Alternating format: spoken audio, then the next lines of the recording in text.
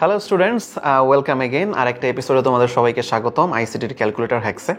তো আজকে আমরা আরেকটা মজার জিনিস শিখব, সেটা হচ্ছে কিভাবে ক্যালকুলেটর দিয়ে আমরা টুস কমপ্লিমেন্ট নির্ণয় করতে পারি।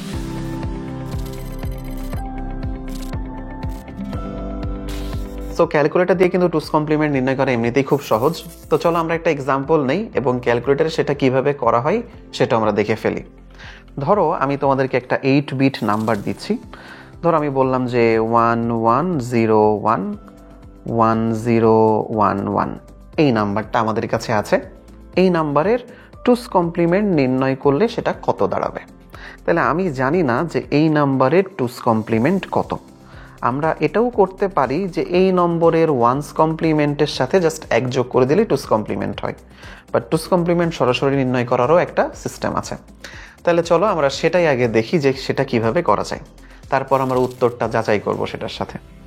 তার জন্য আমি এখানে 100 ms এর ক্যালকুলেটর নিয়েছি।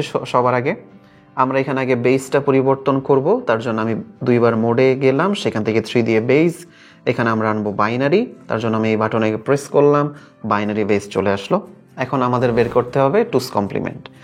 আমরা জানি যে টুস কমপ্লিমেন্ট মানে কিন্তু অ্যাকচুয়ালি কম্পিউটারের রেজিস্টারে অ্যাকচুয়ালি যেই নাম্বারটা আমরা সেভ করি সেটা ঋণাত্মক নাম্বার কিভাবে সেভ করব, এরকম একটা ব্যাপার। অর্থাৎ যে নাম্বারটা আমি এখানে লিখেছি তোমাদের, সেই বা যে নাম্বারটা তোমরা স্ক্রিনে দেখতে পাচ্ছ, সেই নাম্বারের ঋণাত্মক নাম্বার কিভাবে আসবে সেটাই হচ্ছে টুস কমপ্লিমেন্ট। আমরা বাইনারিতে কিন্তু কখনোই নাম্বারের আগে একটা মাইনাস চিহ্ন দিয়ে বলি না এটা হচ্ছে ঋণাত্মক নাম্বার, তাই না? সেই ধনাত্মক বা ঋণাত্মক, এই ধনাত্মক থেকে ঋণাত্মক বা ঋণাত্মক থেকে ধনাত্মক যাওয়া, এই ব্যাপারটাকেই আমরা বলি অ্যাকচুয়ালি টুস কমপ্লিমেন্ট করা। তো টুস কমপ্লিমেন্টের জন্য অ্যাকচুয়ালি আমাদের এখানে যেই ফাংশনটা ইনবিল্ট করা আছে ক্যালকুলেটর, সেটা নাম হচ্ছে নেগ, NEG বা নেগেটিভ, কারণ আমরা নেগেটিভ নাম্বার বের করি অ্যাকচুয়ালি টুস কমপ্লিমেন্টের মাধ্যমে। তাহলে চলো আমরা যাই, আমরা এখানে বেস চেঞ্জ করে নিলাম। এখন তোমাদের মনে আছে তোমাদের ওয়ান্স কমপ্লিমেন্টে দেখিয়েছি আগের এপিসোডে, আমরা এই যে লজিক লেখা এই বাটনটাতে প্রেস করব। প্রেস করে আমাদের 3টা অপশন আসলো, আমরা আবার প্রেস করব। এবার দেখো 3 নাম্বার এসেছে, নেগ মিনস নেগেটিভ। আমরা 3 নাম্বারটাকে নিয়ে আমরা ফার্স্ট ব্র্যাকেট দিব। এবার আমাদের এখানে যে নাম্বারটা আমরা নিয়েছি এই নাম্বারটা আমরা তুলব। সো কত নিলাম আমরা? 110, তারপর হলো 11 আবার 0, তারপরে আবার হচ্ছে 11।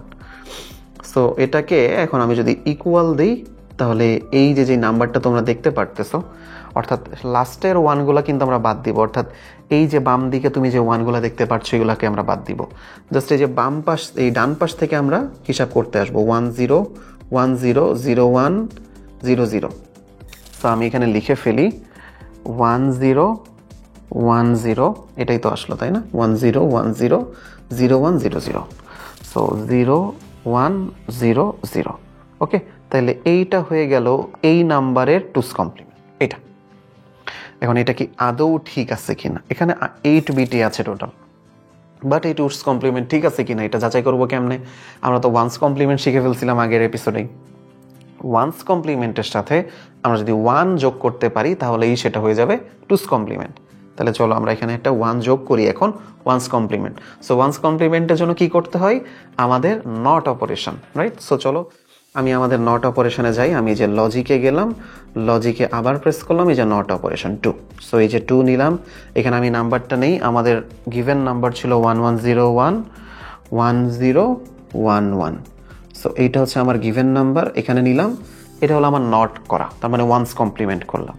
এখন যে অ্যান্সার আসছে সেটার সাথে আমি 1 যোগ করব, তাহলেই টুস কমপ্লিমেন্ট বের হয়, রাইট? সো আমি 1 যোগ করে দেখি, 10, হ্যাঁ মিলেছে 10, তারপরে 10, তারপরে 0100। হ্যাঁ, আমি যদি এখান থেকে পড়ি তাহলে কিন্তু আমার নাম্বারটা টোটাল ঠিক আছে, আমার টুস কমপ্লিমেন্ট বের করা তার মানে ঠিক আছে। এইটা আমরা দেখলাম 100 ms ক্যালকুলেটারে। চলো আমরা আরেকটা ক্যালকুলেটারে দেখবো যে সেখানে কিভাবে আমরা টুস কমপ্লিমেন্ট নির্ণয় করি। ওকে, এখানে এখন আমি নিয়েছি FX991EX যে ক্যালকুলেটার সেটা।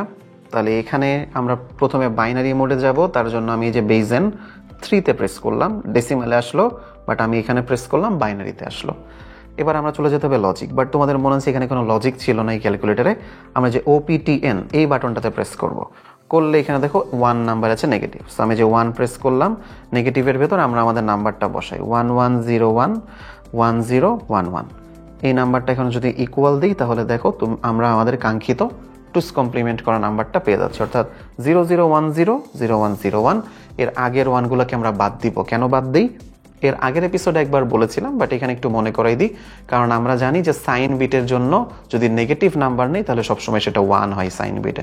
দ্যাটস এখানে বাকি সবগুলো 1 উঠে আছে বাই ডিফল্ট। ওকে, চলো আমরা আরেকটা ক্যালকুলেটরে এখন কিভাবে টুস কমপ্লিমেন্ট বের করা হয় সেটা দেখব। এখানে আমি নিয়েছি FX991ES প্লাস ক্যালকুলেটরকে, আর এখানের জন্য আগে আমি বাইনারি মোডে যাব। সো এই যে মোডে গিয়ে 4 দিলে বেজ এন্ড, সেখান থেকে ডেসিমাল আসলো, বাট আমরা এই বাটন প্রেস করে বাইনারিতে চলে গেলাম। এই বাইনারিতে এখন আমরা করব নেগেটিভ বা টুস কমপ্লিমেন্টের কাজ।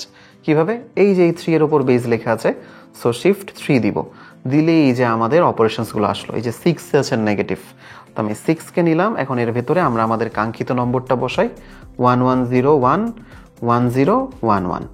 এটাকে এখন আমি যদি ইকুয়াল দিই তাহলে সুন্দর করে আমাদের আবারও দেখো যে কাঙ্ক্ষিত অ্যান্সার আসার কথা সেটার সাথে মিলে গেল আমাদের এই বাইনারি নাম্বারটা, রাইট? সো এই ক্যালকুলেটর দিয়ে আমরা শিখে ফেললাম কিভাবে টুস কমপ্লিমেন্ট নির্ণয় করতে হয়। এখন আমরা আরেকটা ক্যালকুলেটর দিয়ে দেখব। এখানে আমি নিয়েছি 991CW ক্যালকুলেটরকে।